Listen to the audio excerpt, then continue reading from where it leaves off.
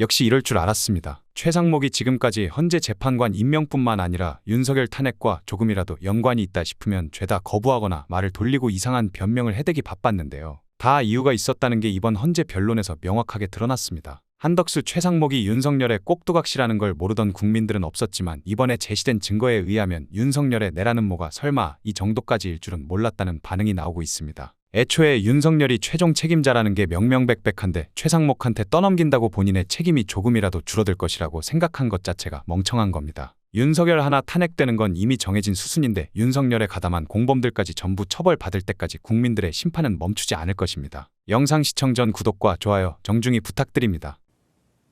저기 보면은 저게 갑제 28호의 1호증인데 헌법재판소 재판관 마은혁, 정계선, 조한창 선출에 관한 인사청문 특별위원회 위원 선임의 건 이래가지고 더불어민주당 대표의원이 이제 직인을 찍어서 이제 그 더불어민주당 의원들 중에서 인사청문 위원을 추천하는 공문이에요. 저게 날짜가 아래쪽 좀 12월 11일자입니다. 12월 10일입니다. 10일에 이제 그 의장한테 보냈죠. 그리고 나서 그 다음 장, 뒷면 좀 보여주실래요?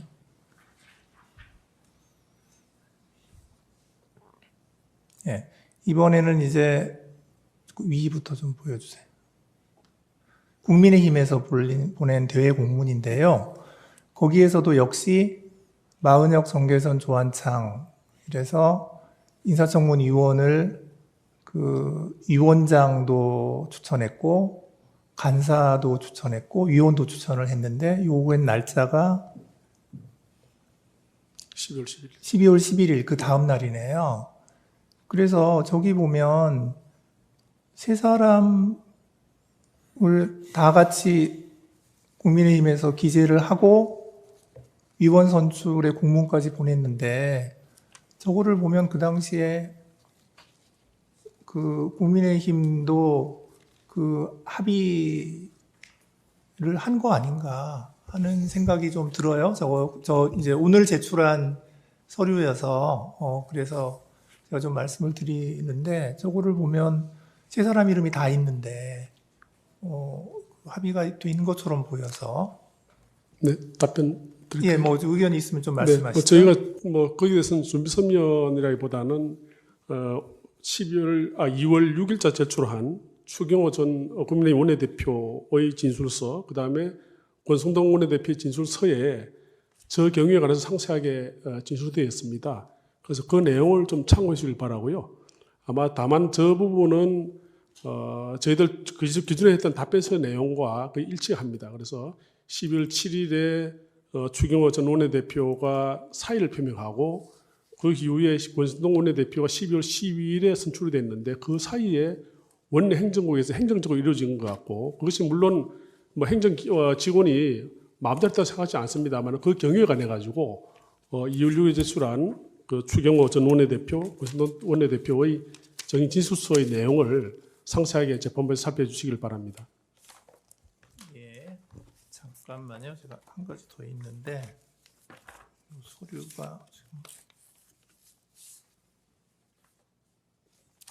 여기 있구나.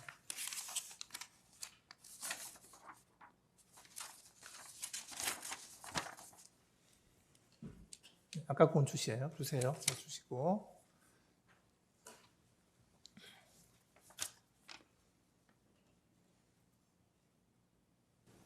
저기 이제 갑제 6-1호증인데, 6호증의 1인데, 저기 보면 민주당에서 저게 12월 6일자이죠.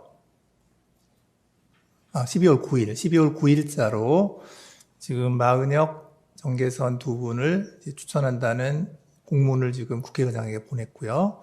그 다음으로 6호증의 2를 보시면 거기에는 이제 조한창 후보자를 그 국민의힘에서 추천한다라고 해서 그것도 역시 12월 9일자인데 그것을 제출할 국민의힘에서 제출하게 되는 경위에 대해서 조금 좀 추가로 좀 그 말씀을 좀 해주시고요. 그다음에 이게 지금 그 행정 절차에 따른 대외 공문, 위에 보면은 대외 공문이라고 되어 있거든요. 네, 대외 공문인데 저런 문서가 그 합의가 없는 상태에서 그게 제출될 수 있는 것인지, 그러니까 저걸 제출한 구체적인 이유가 어떤 것인지 하는 거에 대해서 저희가 좀 궁금해서요. 네. 또 마찬가지 답변도 되겠습니까? 네네. 마찬가지로 그 부분에 대해서 상세한 것은 2월 6일에 제출한 추경호 전 원내대표, 권신동 대표의 정진수서에 보게 되면 저 경우가 상세하게 진술되어 있습니다. 간략하게만 요약만 말씀을 드린다면은 12월 7일까지 있었던 상황이 추경호 전 원내대표와 더불어민주당 박찬대 원내대표 사이에 이 처음에 헌법재판관 1인 할 것이냐, 1대1로 할 것이냐, 또는 1대1 그리고 여야 합의를 할 것이냐가 논의를 하다가 1대1 하면은 문제가 없는데 나머지 한 분에 대해서는 9분이 다 이제 헌재가 완전체로 되기 때문에 헌법재판소장을 어느 분으로 할 것이냐에 관해 가지고 논의를 하시던 것 같습니다. 그래서 전현직 재판관님 중에 이렇게 논의가 됐던 것 같고 그 과정에서 12월 7일 날 아까 말씀드린 대통령에 대한 탄핵소추가 한번 무산된 이후에 추경호 원내대표가 사임을 하시고 그 이후에 12월 12일에 권신동 원내대표가 새로 선출됐는데 지금 말씀드린 12월 9일자와 12월 10일자 보면 그 사이에 공백해 있었던 상황 같습니다. 그래서 이 새로 권신동 원내대표가 취임하신 이후에 국회의장을 방문하고 박찬대 더불어민주당 원내대표와 만나가지고 종전 원내대표와의 양당 합의를 확인하는 과정에서 야당에서 그러한 헌재 소송에 관한 논의는 없다. 그런 합의를 한 적이 없다고 부인하고 나옴으로써 국민의힘에서는 인사청문회에 동의할 수 없다. 그리고 인사청문회 개최에도 동의를 못하기 때문에 들어가지도 못하고 또 본회의도 아마 표결에 참여하지 않은 것 같습니다. 그래서 그 상세한 경우에 관해 가지고는 그 진술서를 좀 재판님께서 좀 상세하게 참조해 주시길 바랍니다. 지금 여쭤보는 네. 그 핵심은 뭐냐면, 네. 그러니까 지금 합의가 다 완전히 안 됐다는 것인데 왜 공문을 보냈느냐 이거죠.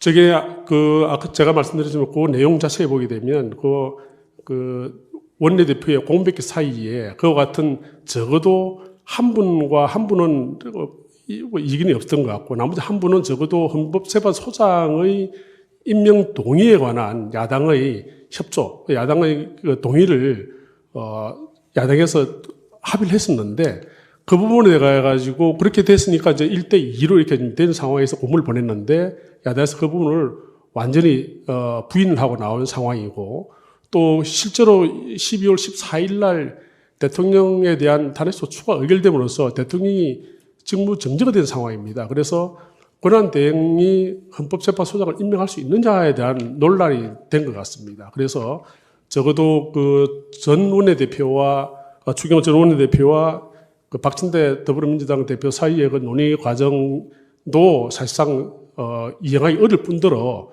더불어민주당 원내대표께서 그 부분에 대해서 부인하고 나와가지고 국민의힘에서는 그러면 이것은 한 분에 대해서는 적어도 합의가 안 된 것이다 이렇게 된 것 같습니다. 그래서 그러니까 합의가 안 됐으면 공문을 안 보내셨어야 되죠. 그것은 아마 실무적으로 아까 말씀드린 그 원내대표의 공백이 사이에 그 적어도 야당에서 그걸 또 동의를 해주는 전제로 보냈는데 지금 야당에서 그것을 부인하고 나와가지고 저희는 그 부분은 합의가 안 된 것이다 또는 합의가 무효화된 것이다 또는 야당의 그 조건을 위반한 것이다 이렇게 지금 주장하고 있는 것 같습니다. 네, 알겠습니다. 네, 이상입니다. 예, 이상으로 이 사건 변론을 종결하겠습니다. 당연한 이야기지만 선고 시기는 재판부 평의에서 정해지면 당사자에게 통지하겠습니다. 이상입니다. 존경하는 국민 여러분, 그리고 해외 동포 여러분, 우원식 국회의장님과 선배 동료 의원 여러분, 그리고 함께하신 국무위원 여러분, 더불어민주당 대표 이재명입니다.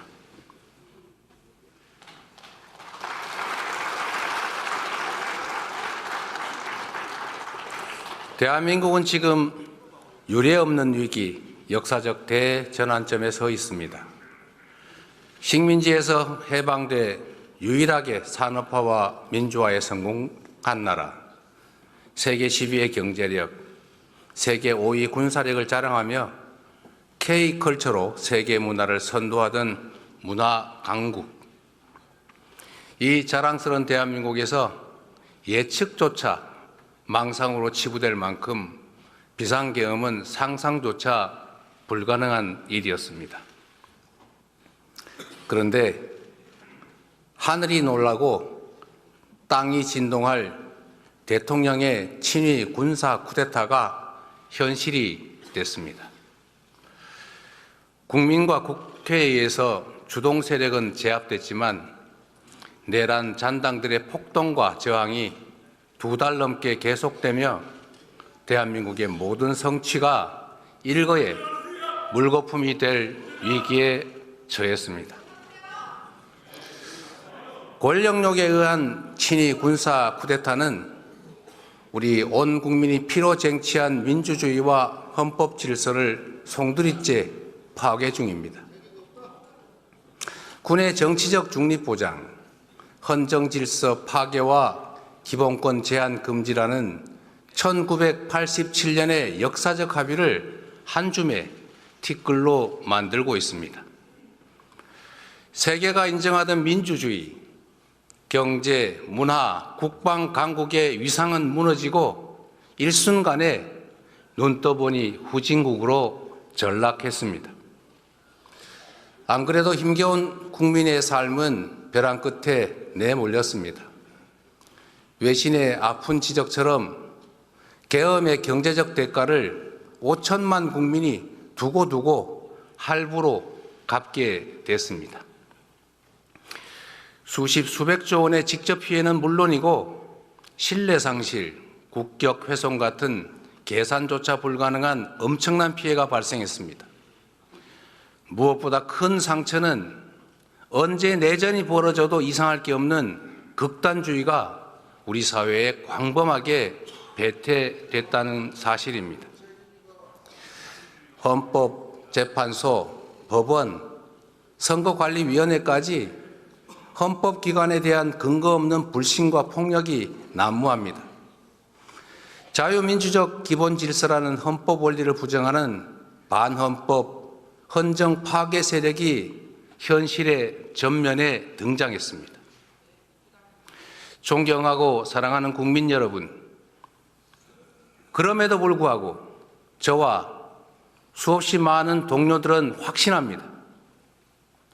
국민의 삶과 국가의 미래를 망치고 비루한 사익과 권력을 줬던 헌정 파괴 세력이 여전히 반란과 퇴행을 계속 중이지만 우리의 강한 민주주의는 이 어둠과 혼란을 걷어내고 더 밝은 미래와 더 활기찬 희망을 만들어낼 것으로 확신합니다.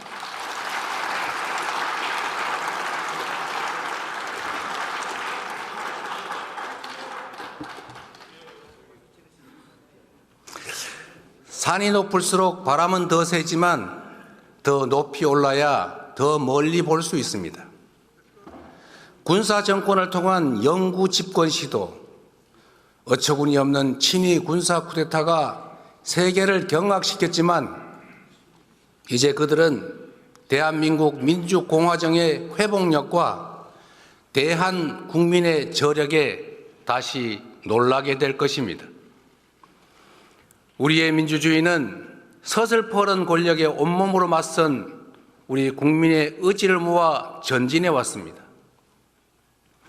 5천년 한반도 역사에서 위기를 만든 것은 언제나 무책임하고 무능한 기득권들이었지만 그 위기를 이겨내고 새 길을 열어낸 것은 언제나 깨어있는 국민들이었습니다. 더불어민주당은 민주공화정의 가치를 존중하는 모든 사람들과 함께 헌정 수호 연대를 구성하고 헌정 파괴 세력에 맞서 끝까지 싸워 이기겠습니다.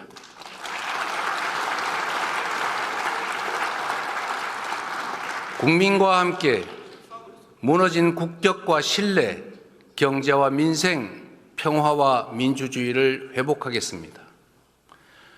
국민들께 희망의 길을 제시하고 새로운 성장 동력을 만들며 공정한 성장으로 격차 완화와 지속 성장의 길을 열어가겠습니다.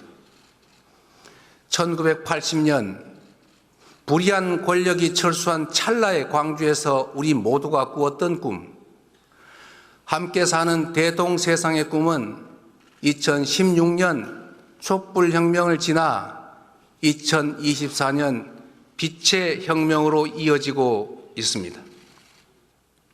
1894년 우금치 고개를 넘지 못한 동학농민군의 꿈은 2024년 마침내 남태령을 넘었습니다.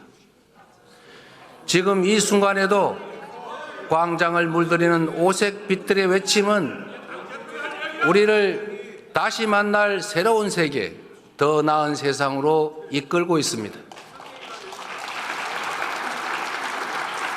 세계사에 유례없는 최악의 출생률과 자살률, 희망이 사라지고 삶을 포기할 만큼 처절한 현실을 이제는 바꿔야 한다라고 외치고 있습니다.